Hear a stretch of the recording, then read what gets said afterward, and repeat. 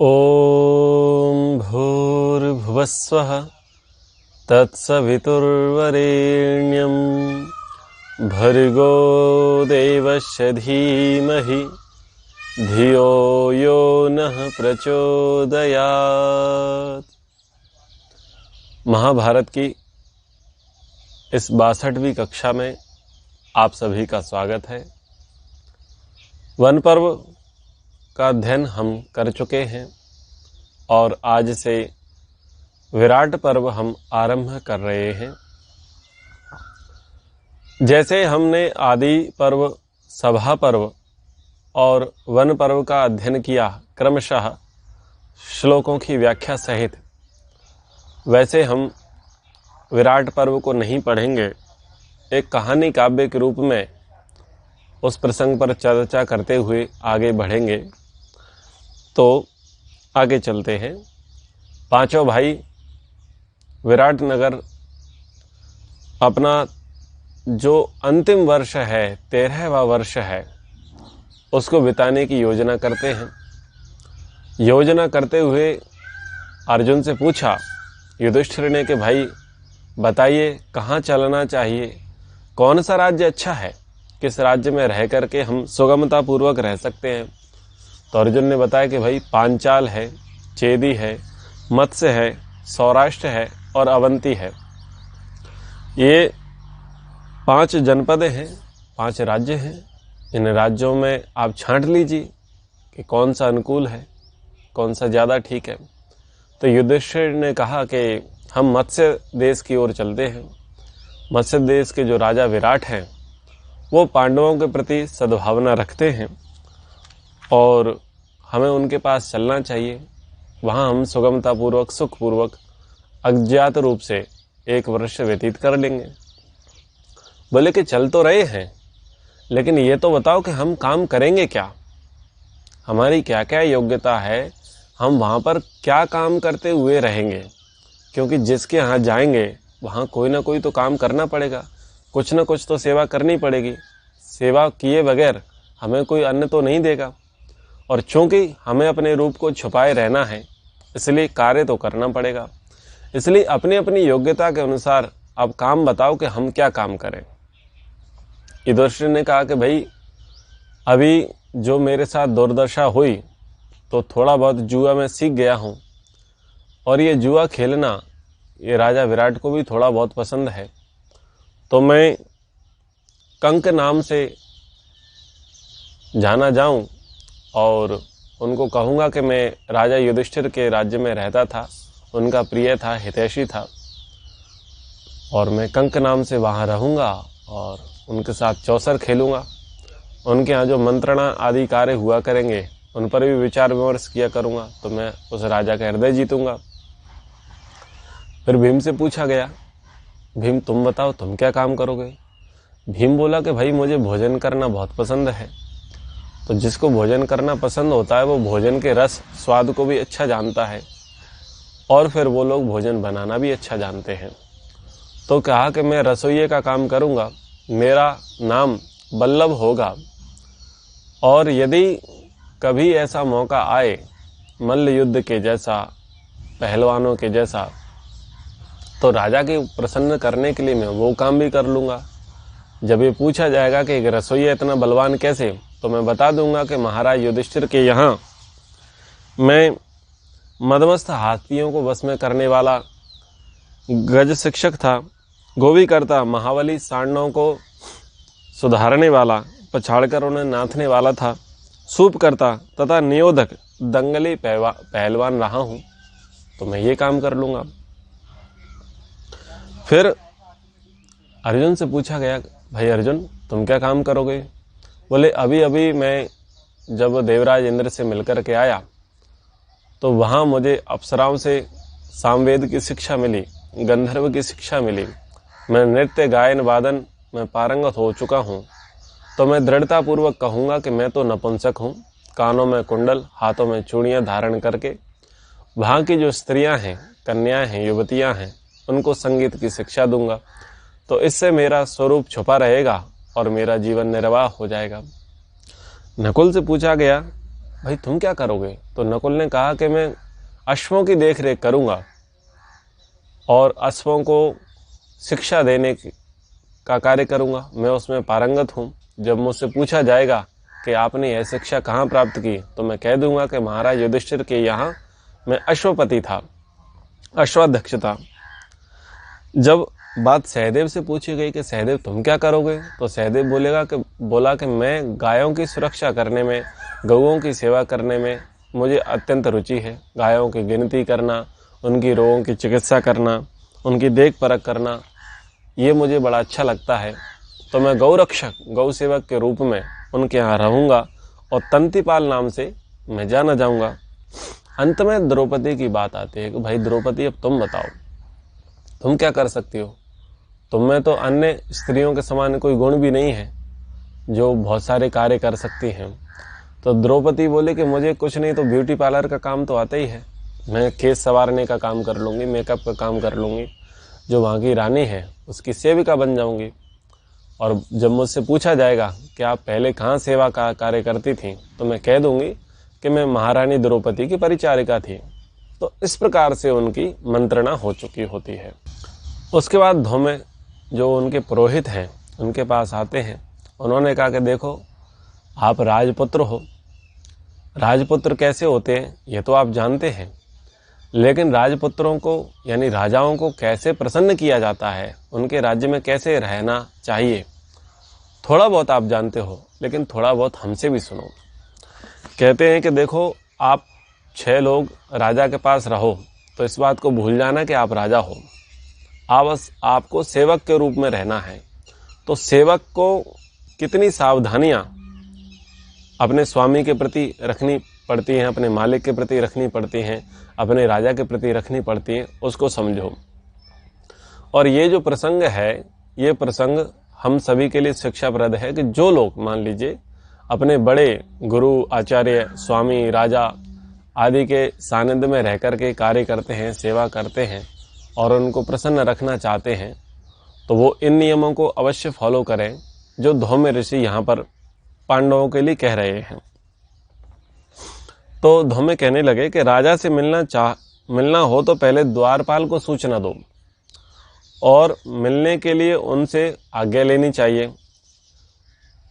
ऐसा नहीं है कि आप राजा के सेवक हैं, राजा के विश्वस्त हैं, राजा के साथ रहते हैं तो कभी भी आप अंदर घुस आओ। नियम ये है कि आप राजा के द्वारपालों से पूछो, मिलने का समय लो और तब उनके पास जाओ। कभी भी इन पर विश्वास मत करो। जो राजपुरुष लोग होते हैं इन पर कभी पूर्ण विश्वास नहीं करना चाहिए कि आपके हितैषी ही होंगे, इनका कोई भरोसा नहीं है। अपने लिए ऐसा स्थान पसंद करो कि जहां से तुम्हें कोई उठा ना सके। आप अपनी योग्यता के अनुसार, अपने कर्तव्य के अनुसार, अधिकार के अनुसार, दायित्व के अनुसार ही आसन पसंद करो, स्थान ग्रहण करो। ऐसा नहीं कि आप मन मर्जी पर कहीं पर भी बैठ जाओ, तो वो आपके लिए अपयश का कारण हो सकता है। और कभी ये अट्टहास में मत रहना कि मैं राजा का प्रीति पात्र हूँ, ऐसा मानकर राजा की सवारी, राजा का पलंग, राजा का हाथी, राजा का रथ, इन पर कभी मत चढ़ना। ऐसा सोच करके मैं तो राजा का प्रिय हूँ, तो मैं राजा की किसी वस्तु का उपभोग कर सकता हूँ। ऐसा करने से प्राण संकट में आ सकते हैं, राजा रुष्ट हो सकता है। जिन स्थानों पर बैठने से दुराचारी मनुष्य संदेह करते हैं, उन स्थानों पर जो कभी नहीं बैठता वही राजभवन में निवास करता है। तो जहाँ कहाँ बैठना है, कहाँ नहीं, इसका भी ठीक ठीक विवेक कर लेना चाहिए। राजा के बिना पूछे कोई भी काम नहीं करना चाहिए और जो भी काम करते हैं वो राजा को बता करके करना चाहिए। आर्गुमेंट नहीं करना चाहिए, मौन रह करके सारे काम करते रहना चाहिए। ध्यान रहे कि झूठ बोलने वाले व्यक्ति के प्रति राजा अच्छा व्यवहार नहीं करते, उन पर विश्वास नहीं करते, इसलिए झूठ ना बोले और मिथ्या कल्पना, कपोल कल्पनाएं, मिथ्यावाद बिल्कुल भी ना करें। बुद्धिमान जो व्यक्ति है, जिसको लंबे समय तक राजा के यहाँ निष्कंटक रूप से रहना है, वो इस बात का ध्यान रखे कि राजभवन की जो स्त्रियां हैं उनके साथ मेलजोल ना करें। रनिवास यानी जो राजा का बेडरूम है उसमें कभी ना प्रवेश करें। और जो राजा को राजा के प्रति अहित चाहते हैं, जो राजा का बुरा चाहते हैं, जो राजा के प्रति द्वेष रखते हैं, कुमंत्रणा करते हैं, ऐसे लोगों के साथ मेल जोल बिल्कुल भी ना करें। आप छोटे से छोटा भी काम करने जाएं, भले ही वह अंडरस्टूड क्यों ना हो, हमेशा वह राजा को बता करके ही करें, अपनी मर्जी से ना करें। और राजा जिस काम की आज्ञा दे उसका बिल्कुल पालन करें। कभी भी लापरवाही में, अहंकार में, क्रोध में उसका त्याग बिल्कुल ना करें। तुम बड़े शूरवीर हो, बलवान हो, धनवान हो, आयुवान हो, विद्यावान हो, ऐसा अभिमान बिल्कुल मत करना। जो राजा को प्रिय लगता है, हितैषी लगता है, वैसा ही कार्य सदा करते रहना चाहिए। जब राजा के पास खड़े हों तो अपने दोनों हाथ, दोनों पैर, होंठ, घुटनों को फालतू में ना हिलाएं, क्योंकि प्राय देखते हैं कि जब हम अपने बड़े जो पूजनीय व्यक्ति होते हैं, स्वामी, राजा, मालिक आदि आदि गुरु, तो लोग क्या करते हैं, हाथ हिलाते हैं, पैर हिलाते हैं, सिर हिलाते रहते हैं। फिर कुछ लोग अधो वायु, अपान वायु भी छोड़ देते हैं, छींक भी देते हैं, थूक भी देते हैं। तो ये काम बड़ी शांति से करने हैं, ऐसी हलचल नहीं मचानी है कि उससे राजा का ध्यान भटके और राजा उसको बुरा माने। राजा के समान वेशभूषा का भी धारण ना करें, यानी जिनके सानिध्य में आप रह रहे हैं, जिनके आश्रय में आप रह रहे हैं, उनकी बराबरी कभी ना करें। ना उनके आसन पर बैठें, ना उनके बिस्तर पर बैठें, ना उनकी कुर्सी पर बैठें, ना उनके समान कपड़े पहने। और आपकी और राजा की जब बड़े व्यक्ति के साथ आपकी मंत्रणा होती है तो उस मंत्रणा का विचार किसी दूसरे व्यक्ति के साथ ना करें। ये बात ध्यान रखें कि देखो, काम दिए जाते हैं तो धीरे धीरे क्या होता है, व्यक्ति के अंदर लोभ की प्रवृत्ति आ जाती है। इसलिए राजा जिस काम के लिए हमको नियुक्त करे उस काम में बिल्कुल भी घूस, करप्शन, रिश्वत, ये सारा काम नहीं करना है। क्योंकि जो व्यक्ति घूस लेगा, रिश्वत लेगा, भ्रष्टाचार करेगा, एक न एक दिन तो पकड़ा जाएगा। पकड़ा जाएगा तो दो कारण हो सकते हैं, या तो वो मारा जाएगा या फिर वो जेल में डाल दिया जाएगा। इसलिए इन सब चीज़ों से तुम्हें बचना चाहिए। भले ही आप राजपुरुष हो, इनको जानते हो, लेकिन फिर भी ये मेरी सलाह अवश्य मानो।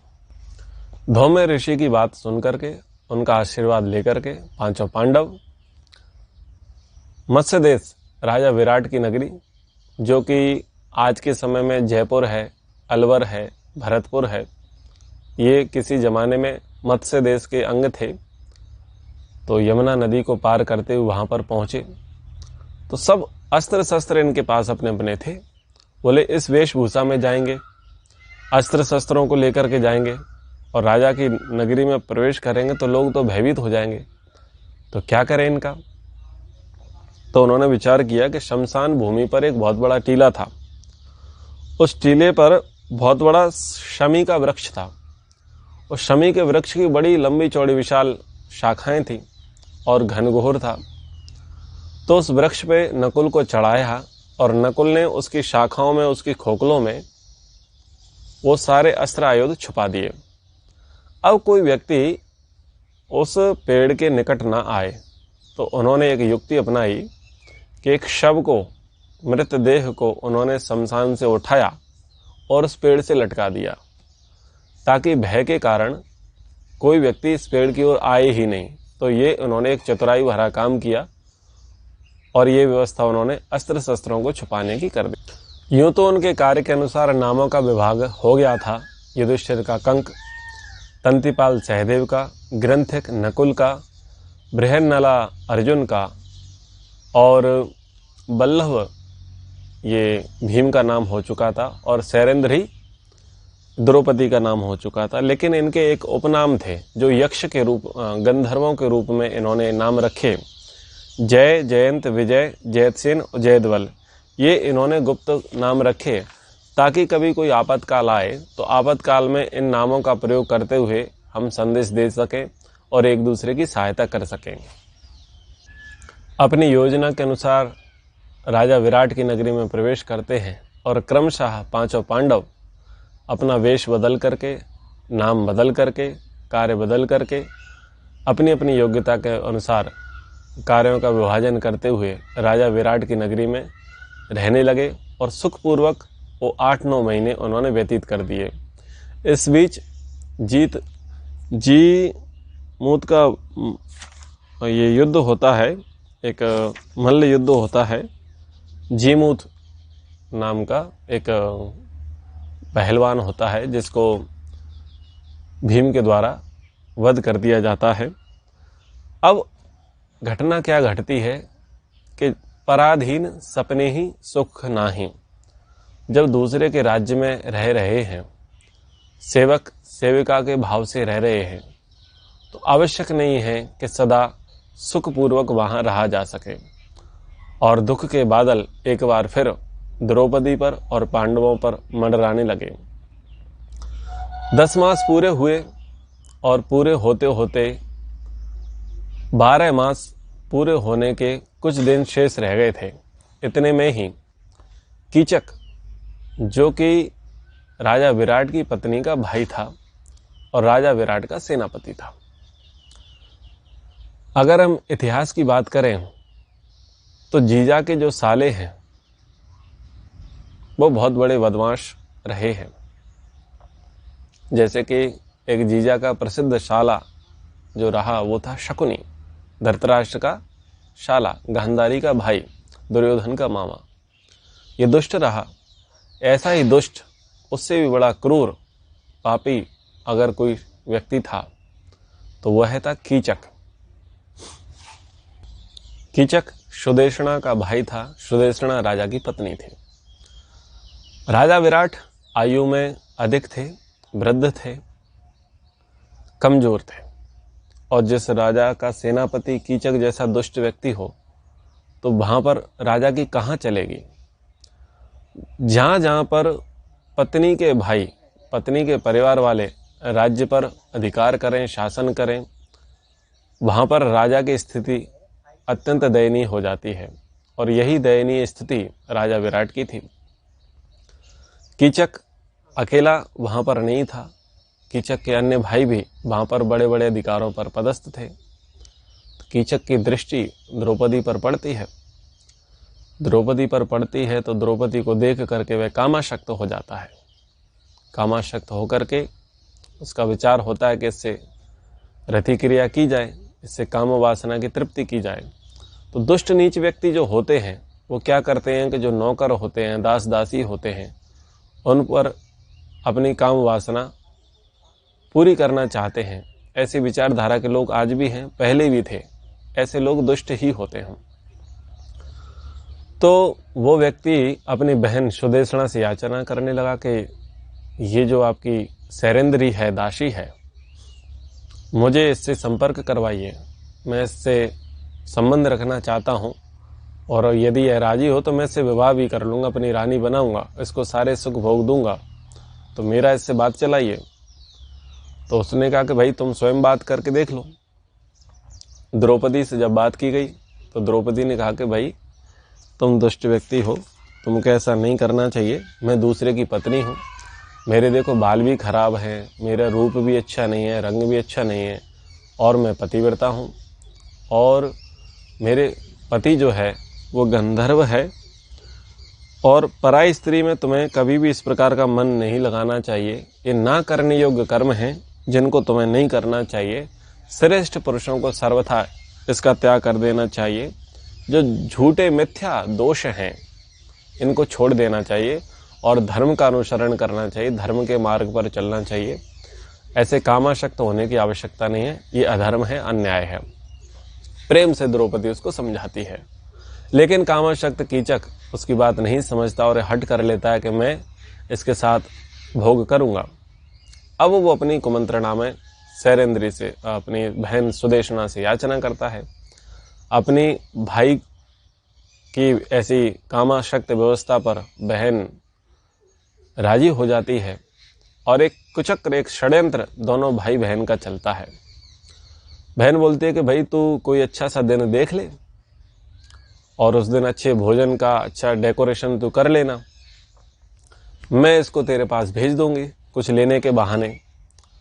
तो कीचक जो है मदिरा पान करता था और ऐसा प्रसंग आता है कि सुदेशना भी मदिरापान किया करती थी।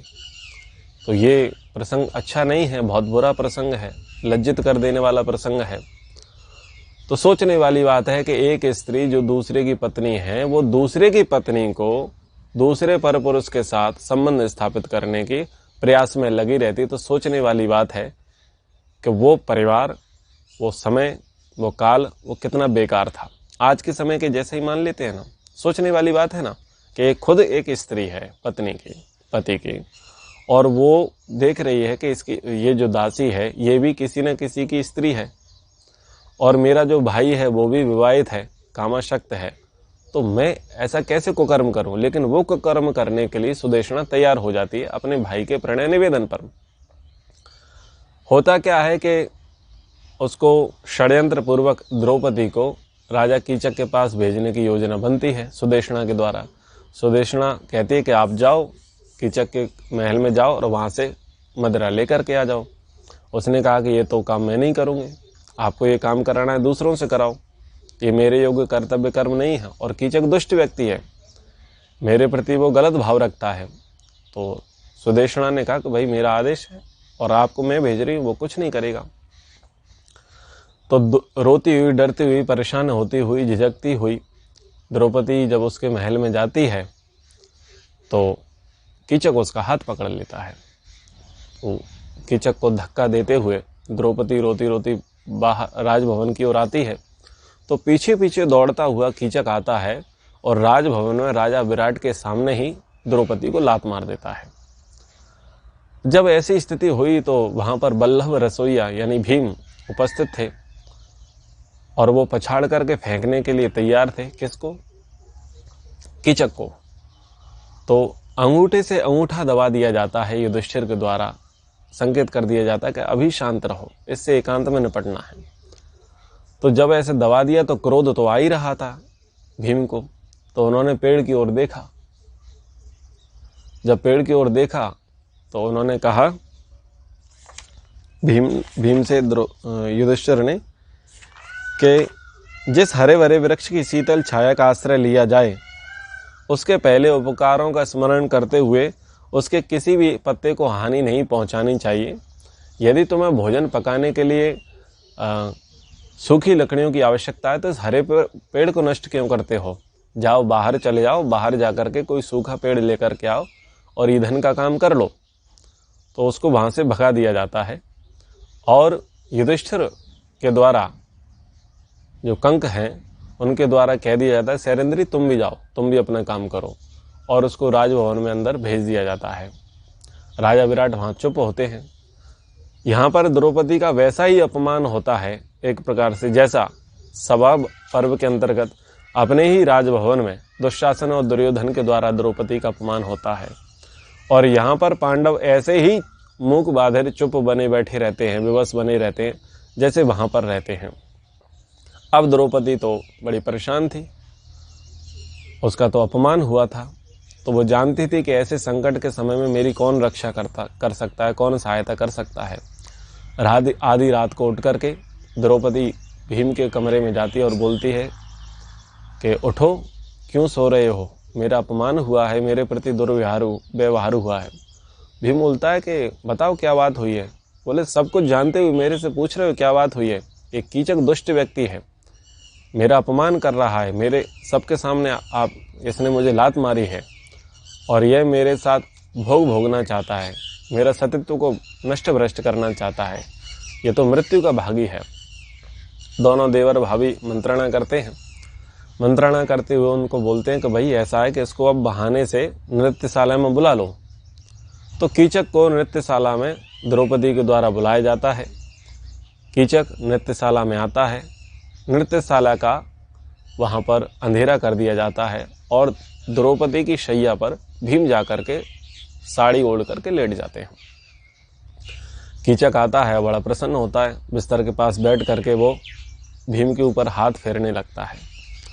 तो भीम बोला, अच्छा तुम तो बड़े जानकार हो, स्पर्श को खूब पहचानने वाले हो, स्त्रियों को प्रसन्न करने वाले हो, तुम्हें तो स्पर्श खूब समझ में आता है कि कौन स्त्री है कौन पुरुष है, तुम तो स्त्रियों को खूब प्रसन्न करने वाले हो। ऐसे व्यंग भीम करता है और तुरंत बिस्तर से उछल करके कीचक को पकड़ लेता है और वहाँ पर कीचक की ऐसी धुनाई करता है, उसके हाथ भी तोड़ता है, पैर भी तोड़ता है, गर्दन भी तोड़ता है, छाती भी फोड़ता है, पूरे अंग जो है उसके एक जैसे उसमें उसने शरीर में रहने नहीं दिए।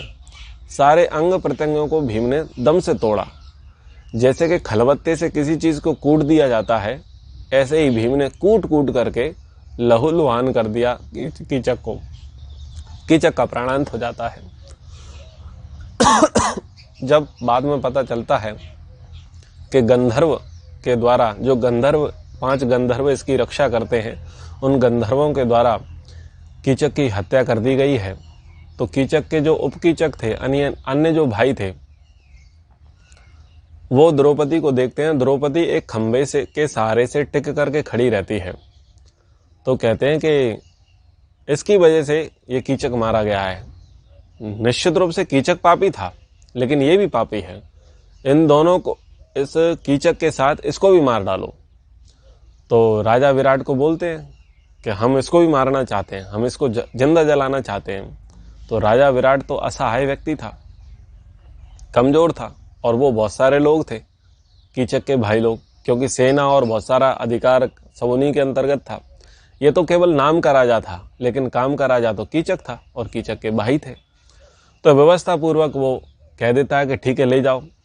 तो ये सब लोग द्रौपदी को पकड़ करके कीचक के शव से द्रौपदी को बांध करके और शमशान भूमि की ओर लेकर के चले जाते हैं।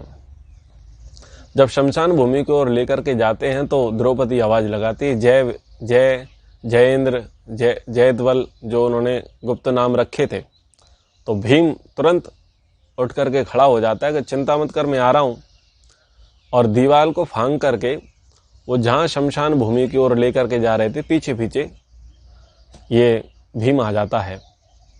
और जाकर के जब वो शव को चिता पर सजा करके रख देते हैं, बांध करके रख देते हैं, तो भीम एक विशाल पेड़ को उखाड़ फेंकता है। और उखाड़ करके जब वो उखाड़ता है तो उसकी आवाज़ से सब लोग हतप्रद हो जाते हैं, शव को, द्रौपदी को छोड़ करके दूर खड़े हो जाते हैं। जब उनको लगता है कि ये विशाल वृक्ष हम लोगों के ऊपर गिरेगा, तो वो डर से जैसे भागने लगते हैं।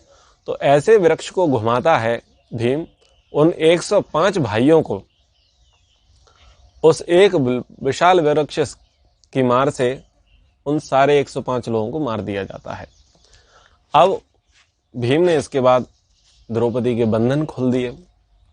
गांव के लोगों ने, राज्य के लोगों ने सूचना दी कि भाई ये जो आपकी दासी शैलेंद्री है, ये राज्य के लिए तो बहुत खतरनाक है। पहले कीचक को मार दिया गया, अब 105 उपकीचक मार दिए गए। राजा विराट को सूचना लगी। राजा विराट ने सोचा कि अगर मैं इससे बोलता हूँ द्रौपदी से, शैलेंद्री से, कि तुम इस राज्य में मत रहो, तो कोई गारंटी नहीं है, हो सकता है कि इन बड़े बड़े बलवानों को जब मार दिया गया तो मुझे मार दिया जाए। तो अब स्त्री नीति का पालन किया। राजा विराट ने स्वयं कुछ प्रसंग ना कहते हुए अपनी स्त्री को सामने रखा और अपनी स्त्री सुदेशना से कहा कि भाई ये आने वाली है द्रौपदी, और इस द्रौपदी को नमस्ते करो कि आप इस राज्य से विदा लो, हमें तुम्हारे गंधर्वों से डर लगता है, पता नहीं कब क्या कर दें। तो द्रौपदी जैसे ही राजभवन में प्रवेश करती है तो नृत्यशाला के बाहर अंदर बृहन्नला यानी अर्जुन सबको गायन वादन सिखा रहे थे। तो जब आमना सामना अर्जुन और द्रौपदी का होता है तो द्रौपदी बोलती है कि कहाँ से आ रही हो, कैसी हो, सब कुशल पूर्वक तो है? पता चला कि तुमको कुछ लोग पकड़ करके ले गए, उनको तुम्हारे गंधर्वों ने मार दिया। बोले जिसने जो काम करना था वो तो कर ही दिया, तुम्हें तो हंसी उड़ाने से मतलब है, तुम्हें किसी से मतलब थोड़ी ना, तुम्हें किसी स्त्री की वेदना कहाँ से पता चलेगी। यानी यहाँ पर वो व्यंग कसती है, उस पर तंज कसती है अर्जुन पर। ध्यान रहे कि अर्जुन के साथ द्रौपदी का द्वेष था, और ये द्वेष 2 ही जगह पर था। 3 जगह द्वेष मानते हैं कि पहले तो अर्जुन सशर्त द्रौपदी को जीतते हैं लेकिन उससे विवाह नहीं करते। तो एक ये उनमें 36 का आंकड़ा था द्रौपदी और अर्जुन में। दूसरा ये था कि 2 बार अर्जुन को प्राथमिकता से द्रौपदी की रक्षा करनी चाहिए थी, लेकिन अर्जुन ने रक्षा नहीं की है और भीम ने रक्षा की है। और ये कारण जब स्वर्गारोहण पर्व आता है, ये वैर ही कारण द्रौपदी के मृत्यु का कारण बनता है। ये प्रसंग आगे आएगा, तो ये ध्यान रखिएगा आगे। तो बृहन्नला बोलती है कि भाई मैं तो नपुंसक हूँ, अब हम जैसी नपुंसक स्त्रियों का जो किन्नर हैं उनके दर्द को तुम क्या समझो। तो कहते हुए ये अलग अलग हो गए, और जैसे ही अंदर अपने निवास कक्ष में प्रवेश करती है सैरेंद्री यानी द्रौपदी, तो सुदेशना आती है कि भाई ऐसा है कि आपको नमस्ते, आप यहाँ से जाइए, क्योंकि आपका यहाँ रहना हमारे लिए कष्टकारी है। आपके गंधर्व बड़े क्रोधी, कुपित और बलवान हैं। पता नहीं कब किस पुरुष के से क्या दुर्व्यवहार हो जाए। आप दिखने में तो युवती हैं और राजकन्या के समान, महारानी के समान है, लेकिन आप दासी का काम कर रही हैं। आपका रूप अद्भुत है और पुरुषों को आप आसक्त करने में समर्थ हैं। पुरुष आप पर आकर्षित हो जाएंगे तो आगे नहीं और क्या दुर्घटना घट जाए। तो मैं नहीं चाहती कि किसी अन्य पुरुष की मृत्यु, हत्या आपके कारण से हो। तो आपसे निवेदन है कि अब आप हमारे राज्य से पधारिए। तो द्रौपदी कहती है कि कोई बात नहीं, हम आपके राज्य से चले जाएंगे। मेरा और गंधर्वों का 13 दिन का समय बाकी रह गया है, उसके बाद हम आपके राज्य से चले जाएंगे। तो यहाँ तक का प्रसंग अब मैंने आपको सुना दिया। अगली कक्षा में यहाँ से आगे का प्रसंग विराट पर्व का आपको सुनाएंगे। आज की कक्षा को यहीं विराम करते हैं। ओम सर्वेभ्यो नमः।